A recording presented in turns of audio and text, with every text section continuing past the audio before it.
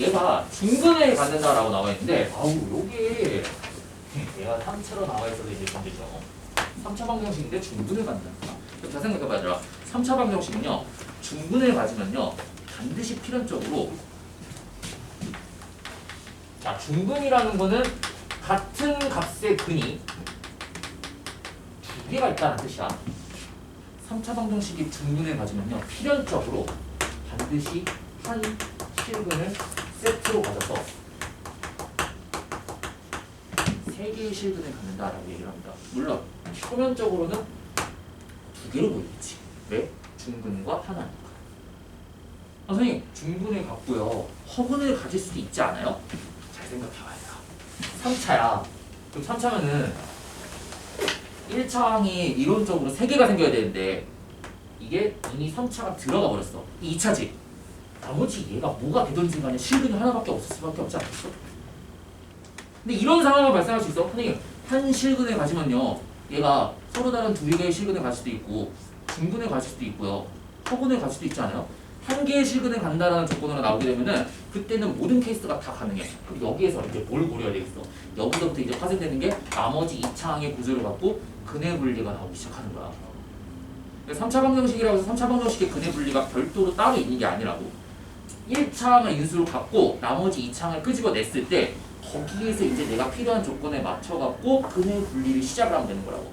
근데 얘는 지금 중근을 갖는다라고 했기 때문에 당연히 실근은 하나는 무조건 가져야 되는 구조가 되는 거야 얘가.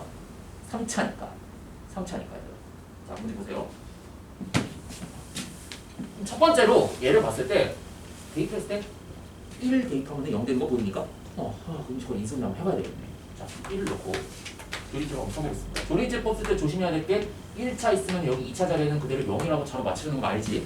무조건 맞춰야 되죠. 뭐 안 맞추면 큰일 납니다. 문제 풀 때. 자 그리고 여기에 마이너스 2a 빼기 1이 될 거고 2a가 되니까 1, 1, 1, 1 그 다음에 마이너스 2a 0.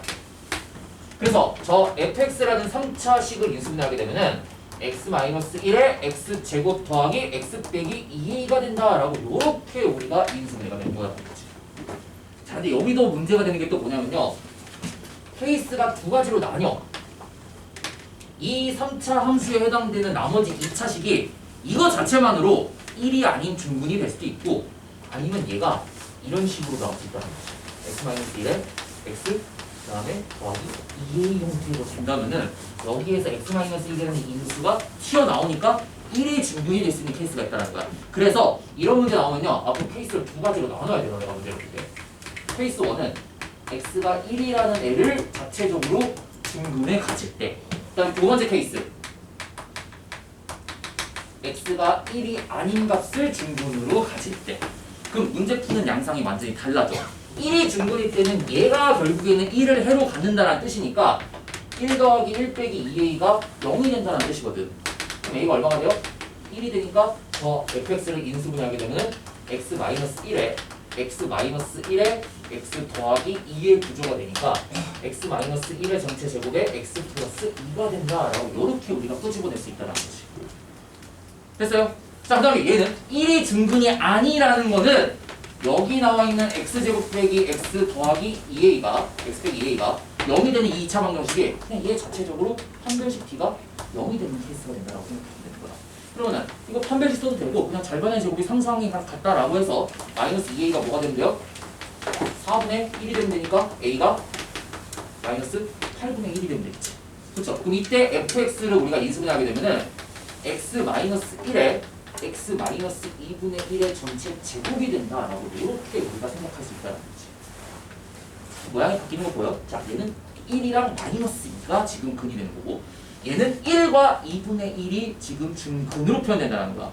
그럼 3차 함수 그래프를 그렸을 때 자, 3차 함수 그래프 그린 것도 이제 내가 알려줬어. 자, 2는 마이너스 2는 뚫고 지나가지. 1은 인수가 제곱이야. 어떻게 돼야 되겠어? 스치듯이 지나가야 되겠지. 그리고 최고차이 계수 1이야. 1. 양수야. 양수면은 오른쪽에서부터 이렇게 위에서 치고 내려가는 모양으로 그려져야 돼. 모양이 자 베이스 라인이 x 이퀄 0, y 이퀄 0이라고 그랬을 때 자, 1에서 우리가 어떻게 돼야 돼? 1에서 내려가다가 스치듯이 다시 올라가야 돼. 그리고 마이너스야. 이렇게 뚫고 지나가는 형태의 파이썬. 보여? 보여?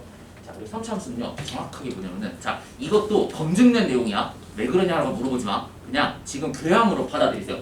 3차 함수는요 한 실근에서 여기에 딱 얘가 마치 채소처럼 보이지? 맞아? 이 범위 내에서는 채소로 보이잖아. 근데 얘들아 이런 것도 좀 생각을 해야 돼. 너네 이런 단어 또 뭔지 아니? 로컬과 글로벌? 로컬은 지역. 로컬은 거기 내에서만 얘기하는 거고, 글로벌은 전체야, 전체. 그래서 이런 얘기를 할 거야. 자, 최소값은요 글로벌의 이름이야.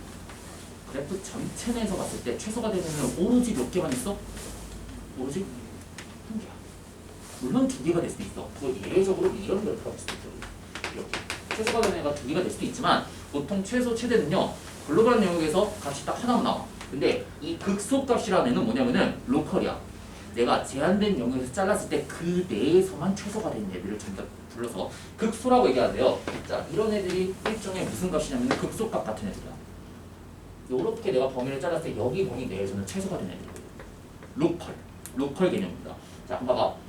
한 실근에서 이렇게 극소가 되는 부분에 접선을 긋게 되면요 그냥 이런 관계가 있어. 자, 똑같은 부분이지. 내리고 내려. 얘네가 1대 1대 1대1 관계를 갖습니다. 그냥 1대 1대 1대1 관계야 이게. 왜 그래? 선생님 왜 그런데요? 그냥 받아들여. 수업하실 때 다 유도를 해주실 거야. 비율 관계가 3차는요 3차니까 얘가 1대 1대1 관계로 되게 돼 있어. 너네 2차 함수면요 2차 함수 봐봐. 자, 2차 함수 모양이면은 2차 함수는 요 꼭지점 기준으로 얘가 1대1 관계잖아. 그쵸? 그 4차 함수는 몇 대 몇 관계 있어? 1대 3대1 관계가 나와. 4차니까. 얘는 3차지. 3차니까 1대1대1 관계가 나오게 돼 있어. 이렇게. 자, 한번 봐봐. 3차 함수는요 얘가 마이너스 2고 얘가 얼마였었어? 지금 스치 지나갔으니까 1이었었지 1. 맞아? 봐봐. 1대1대1 관계니까 요 점이 정확하게 요 점을 우리가 어떻게 얘기할 수 있냐면, 얘가 전체가 3이지. 얘는 마이너스 1이 되고요. 얘는 0이 돼. 그래서 이게 뭐냐면은 정확하게 대칭이야, 대칭. 똑같이 올라가 있는 부분들 있지? 지금 이 그림 기준으로 똑같이 올라가 있는 부분들을 이렇게 연결하게 되면은 얘 기준으로 대칭입니다. 그리고 3차 함수는요 똑같은 위치의 애들끼리 무조건 대칭이야. 그리고 이렇게 기준으로도 항상 이렇게 점 두 개를 잡았을 때도 대칭입니다. 대칭 관계야. 그럼 이거 3차 함수는 정대칭이네. 그쵸? 이 점을 우리가 구할 수가 있어. 이 점 어떻게 구하면 되지? 이 점 어떻게 구하면 되죠? 자, 마이너스 1과 1의 중점이니까 x좌표가 0이 되겠지. y좌표 구하면은 이거 y좌표의 중점이 될 거 아니야. 점대칭 관계니까. 여기다가 0을 대입하게 되면은 y값이 얼마가 나오죠? 2가 되니까 2. 0,2가 나와. 이 3차 함수는요 0,2에 대해서 점대칭이야. 점대칭. 점대칭이야. 그럼 점대칭 함수식 이거 쓸 수 있는 거 기억납니까? f 마이너스 x 더하기 fx는 4가 된다라는 거 바로 보여요? 표정도 큰일 났다. 이거 f2a 마이너스 x 더하기 fx는 2가 된다. 고색 함수는 아니지. 이게 a, b에 대해서 점대칭 함수의 관계식이었잖아. 그쵸? 이거를 어떻게 외우면 되냐면은, 자, 다른 방법 알려줄게. 자, 여기 안에 들어가 있는 게 x 좌표였었지 결국에는. 맞아요? 두 개를 더해서 평균을 내면 얼마가 나와? 평균을 내면은 a가 나오지. 그리고 얘네는 그 값을 대입했던 y 값들이지. 그 y 값들을 2로 나누면 얼마가 나와? b가 나오지. 그러니까 중점의 좌표가 a, b로 나온다고 딱. 그래서 이 좌표를 봤을 때 얘는 a, b에 대해서 대칭이겠구나. 그럼 거꾸로 0,2에 대해서 점대칭이니까 두 개를 더해서 우리가 평균 내갖고 0 되는 값이니까 얘는 마이너스 x, x가 될 거고, y좌표끼리 더해서 4가 나와야 되니까 뭐냐 2가 나와야 되니까 얘 값이 4가 나오는 거라고 합니다. 맞아? 그래서 0,2에 대해서 대칭인 점대칭 함수식이 이렇게 우리가 구성이 된다는 거지. 3차 함수는 무조건 이 점에 대해서 대칭입니다. 그리고 이 0,2라는 점을 어려운 말로 계속 얘기하지만 변곡점이라고 얘기해요. 이런 거 변곡점이라고 얘기합니다. 변곡점. 변곡점이 쫙 내려가다가 여기서부터 쫙 내려가지. 그러니까 변하는 양상이 변하는 부분이야. 그래서 이런 점들을 우리가 변곡점이라고 하는데 3차 함수는 그 변곡점에 대해서 점 대칭입니다. 항상. 3차 함수의 아주 기묘한 특징이야. 3차 함수는 점대칭입니다. 무조건. 2차 함수는 선대칭이지. 3차 함수는 점대칭이지. 4차 함수는 대칭성이 아주 특이한 경우 빼고는 아닐 수도 있어. 4차 함수는 무조건 선대칭은 아닙니다. 문제를 그렸을 때. 4차 함수는 모양에 따라서 선대칭이 되는 경우가 되게 특이한 경우가 있습니다. 근데 3차 함수는 예외 없어. 다 이 변곡점이 존재합니다. 됐습니까? 오늘은 여기까지 하도록 하죠. 그래서 이제 중근에 간다고 했을 때 얘도 마찬가지로 모양을 그리면요 똑같이 이렇게 그릴 수 있겠네. 이렇게. 그럼 얘는 2분의 1에서 스치듯이 지나갈 거고 1에서 이렇게 될 테니까 얘도 마찬가지로 1대 1 관계가 성립을 합니다. 똑같은 방식. 1대 1대 비율 관계입니다. 3차 함수만이 갖는 굉장히 특이한 비율 관계야 이거는. 이미 3차 함수라는 i가 갖고 있는 특징입니다. 저게. 비율 관계는 몰라도 돼. 못 받아들이기는 사람들은 그냥 잊으세요. 있는데 받아들일 수 있는 사람들은 제가 1대 1대 1 관계라는 것만 딱 알아두면 어떻게? 접점에서 접선을 그었을 때 1대 1대 관계다. 그럼 이거를 반대로도 얘기할 수 있어요. 얘들아. 하나 더 얘기하자면은 3차 함수가 만약에 이렇게 돼 있는데 이렇게 접선을 그었어. 그럼 얘는 차함수가 나올 수 있겠지. 차함수를 그렸을 때 여기에서 그럼 2차함을 나올 거고 여기에서 1차함을 나왔겠지. 그럼 계속 같은 방식으로 1대 1대 1 관계가 성립하는 지름이 분명히 존재할 거야. 똑같은 방식으로 봤을 때 변곡점이 다른 데로 옮겨지겠지.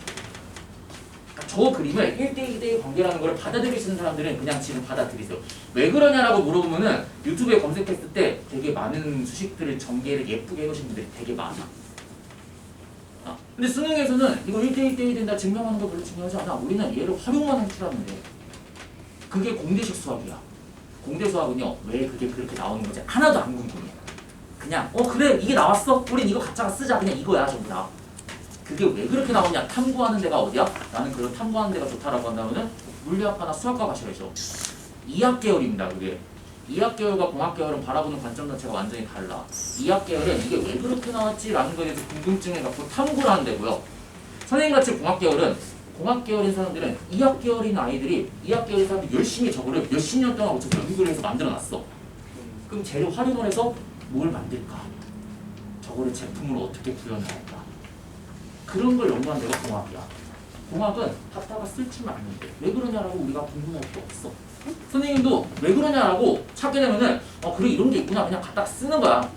논문 같은 거 찾아봤을 때 대학교 때 그런 거 있었거든. 왜 그렇게 그냥 교수님들도 그렇게 하죠.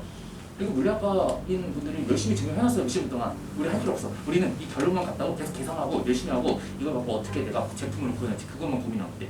이게 끝이거든. 수능도 제가 보기에는요 비율관계를 활용을 잘 할 수만 있습니다. 왜 그러냐라고 앞으로 바꾼다. 됐습니까? 네. 오늘은 여기까지 하도록 하겠습니다.